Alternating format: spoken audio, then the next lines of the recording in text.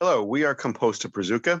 We are here today to ask for financial assistance from you, FINEP, to support a Brazilian-based project to assist in processing of food waste by way of a bucket used to process this food waste into usable resources for gardening by way of natural anaerobic processes.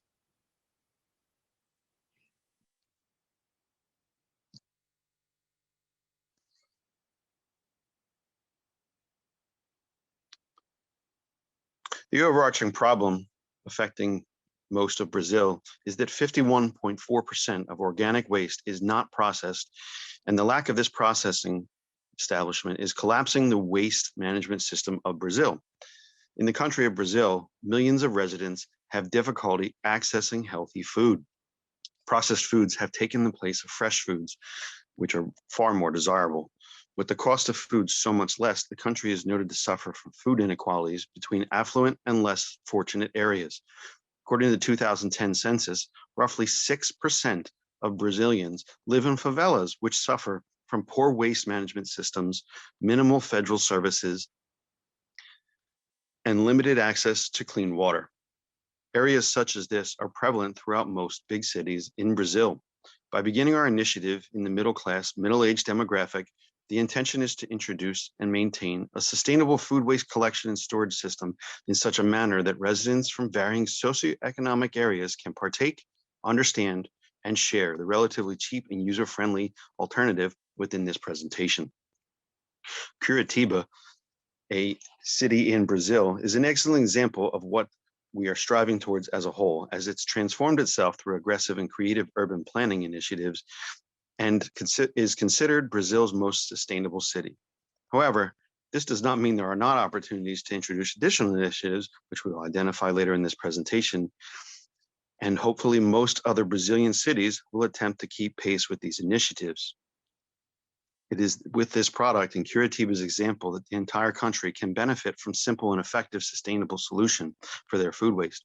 Curitiba will be the testing ground for this initiative, and this will be expanded upon by my colleagues later in the presentation. A bokashi bucket is a large plastic bin with tight-fitting lid on top and a tap on the bottom that allows for the extraction of juices, which the manufacturer notes as bokashi tea, which is drained out periodically as the discard to the chemical process occurring within the bucket. But even this tea is useful to apply to the soil within which the new plants will be placed. Once this food waste is placed, a bokashi admix based on inoculated bran is applied to jumpstart the chemical reaction process. Once the bucket fills, the user seals the bucket and it is set aside for 10 to 12 days. During this downtime, the bokashi tea is extracted every other day.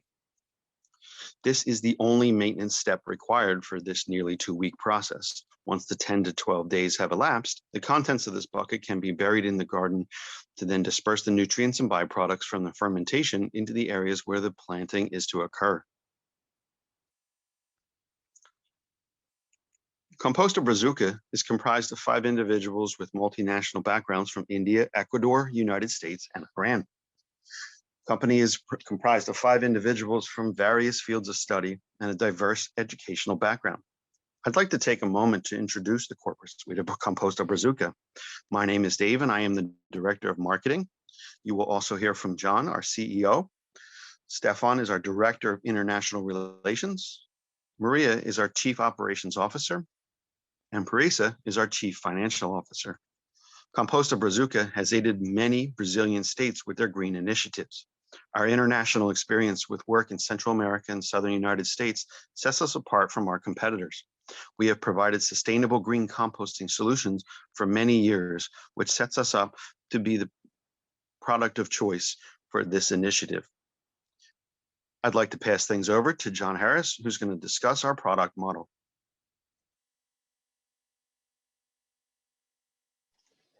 Thank you, David. So what is the model? So our model starts with the support of the municipality and prefectures. So with this model, our organization brings awareness of campaigns to the users. The users refers to other users by word of mouth, and the users starts with the Brazuca composting solution by using the bokashi bin and the catalyzer and potentially the big bin. This means a reduction in organic waste for municipalities and a reduction of costs for them since they manage the garbage collection. The system can potentially start with a reward system that can work with these models in order to incentivize the people and for them to keep using them after the implementation.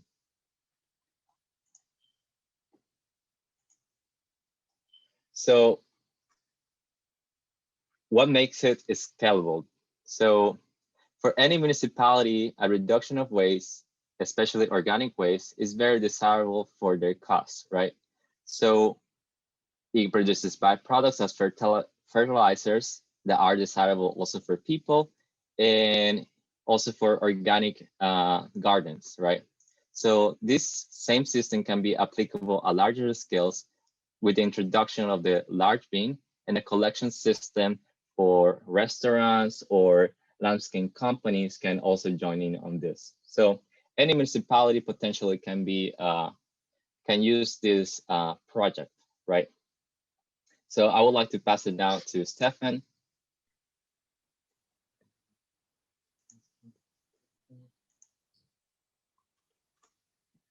Thanks, John. Okay, as previously mentioned, Curitiba is one of the greenest cities in the world due to their eco-friendly urban planning. Sustainability initiatives in Curitiba. There are a lot of people practicing urban agriculture, which includes composting.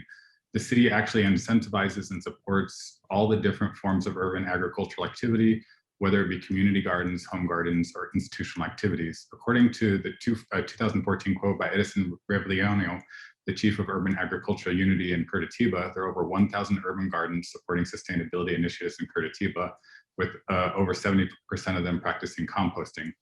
As far as incentives and education, the city has enacted several initiatives that educate and encourage citizens to practice sustainability, such as bus rapid transit systems, green spaces, recycling, and education.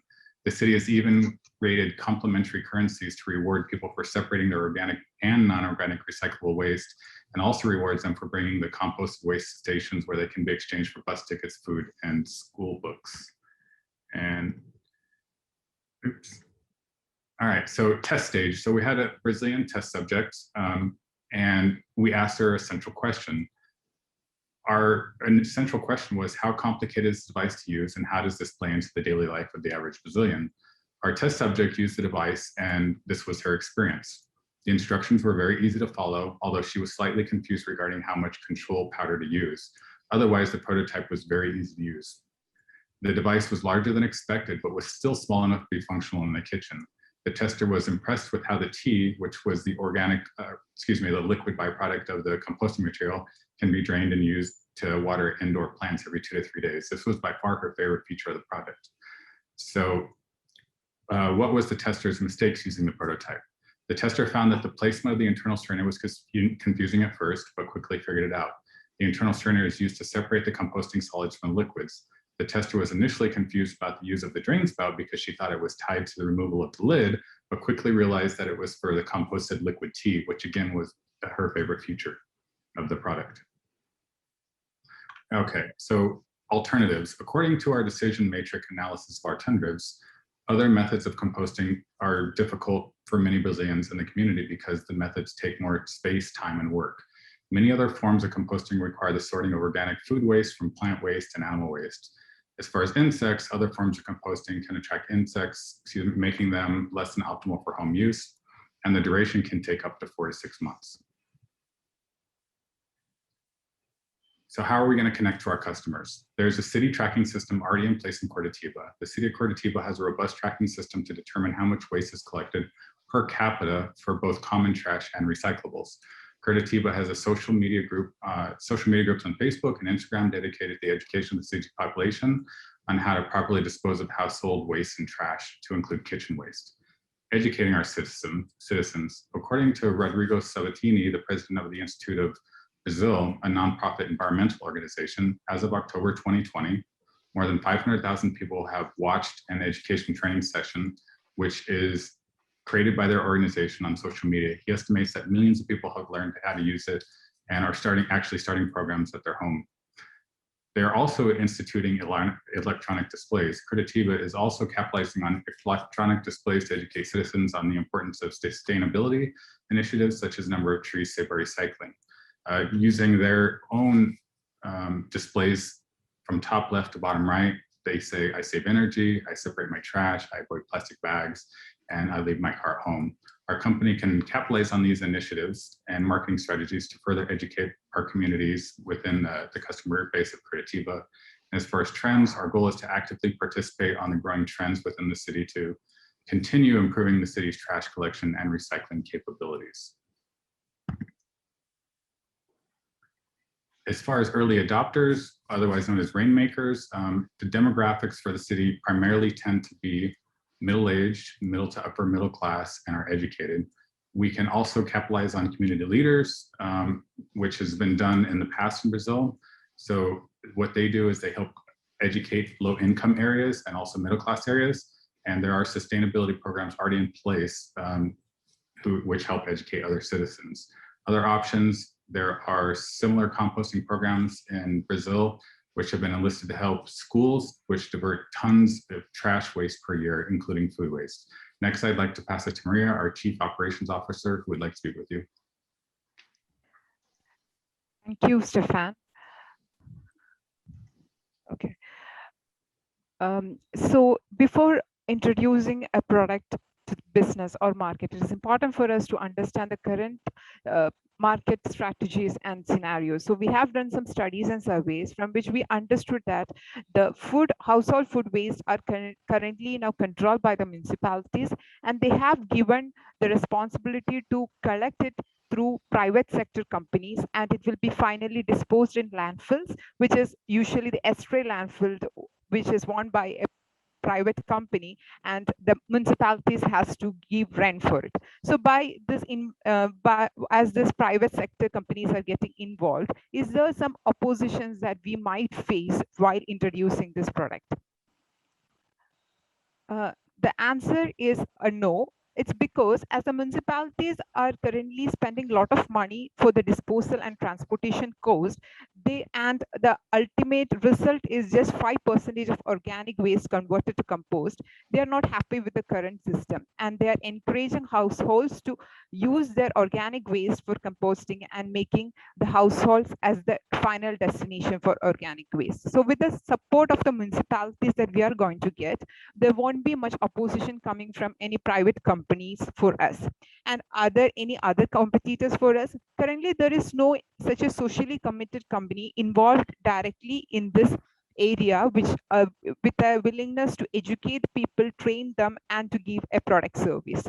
And of course, there are this online purchases available, which has to be done by the users, which they will be hesitant to use. So our market is open with not much strong competitors, but we have identified some risk factors, and the main risk factor is the household waste management culture that they are doing currently. So the families or the public is now collecting the waste, giving that to the collectors and getting rid of it. So as Stefan told, initially the procedure that might be felt more complicated for them, so and they might show a resistance to use it. So we have a good and strong marketing strategy to make them sure that what they're doing is a very simple process. So with the help of municipalities and NGOs, we will be creating awareness and education programs and training them how to use it and what are the benefits that they are going to get from it. And are there any other risk factors? For all business, we could see the product availability as a risk factor. So especially the activator or the catalyst that we are going to produce and sell, we have to do it on a monthly basis. So to resolve the issue and to maintain the adequate amount of production, we will be maintaining a database where we will be proactively considering how much amount of catalyst has to be required for each month, and thereby making meetings and discussions through municipalities. We will be proactively available with what amount of product we need, and we will always maintain adequate buffer for unplanned orders. So by this, we have mitigated most of the risk factors. Now I will request Barisa to introduce our financial plans. Thank you, Maria. Okay, I'm going to talk about our plan of business. Our business plan is divided into 3 sections of gaining profit through selling bokashi buckets, producing and selling catalyzers, and also through selling and packaging compost. For bokashi buckets, we're planning to outsourcing it to Alibaba and buying them and then selling them in retail. For catalyzers, we're gonna produce it in our own facilities. And for composting, we're planning to collect it from people.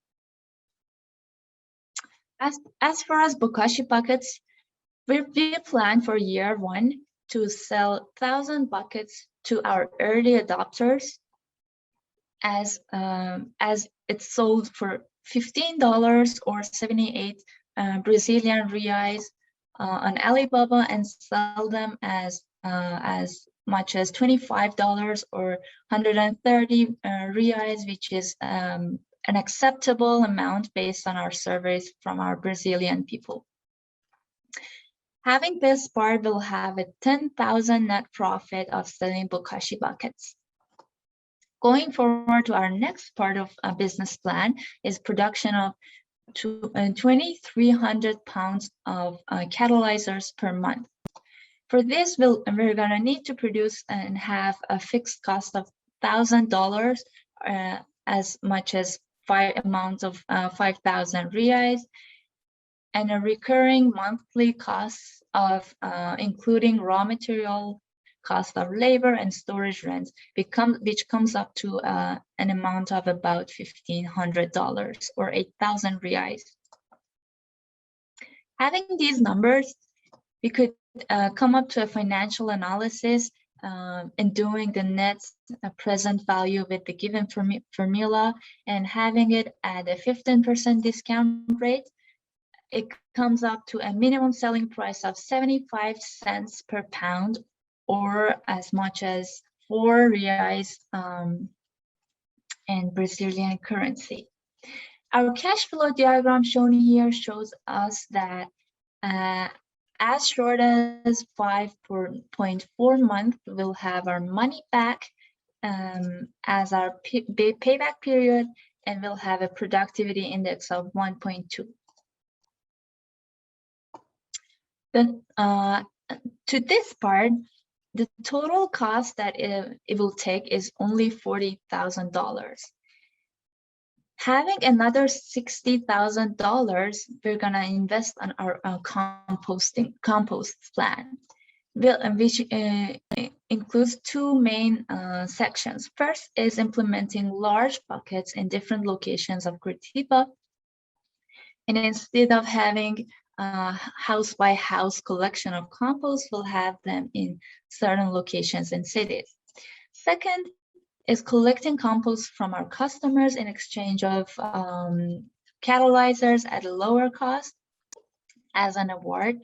So we'll be able to have compost in large scale, and we'll be able to package and sell them as a new source of profit.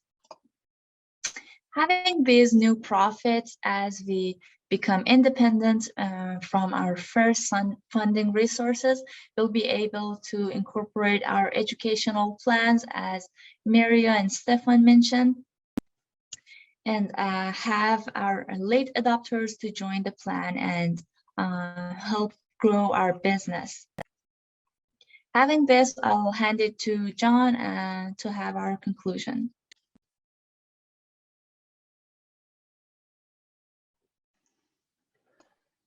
Thank you, Parisa. So in conclusion, Composta Brazuca, it's a great solution for organic waste. Can reduce organic food waste from the waste management system. It can apply to small users and large users, since it is feasible for both. It can be a project self-sustained, since it can maintain high margins, and also user engagement by a reward system.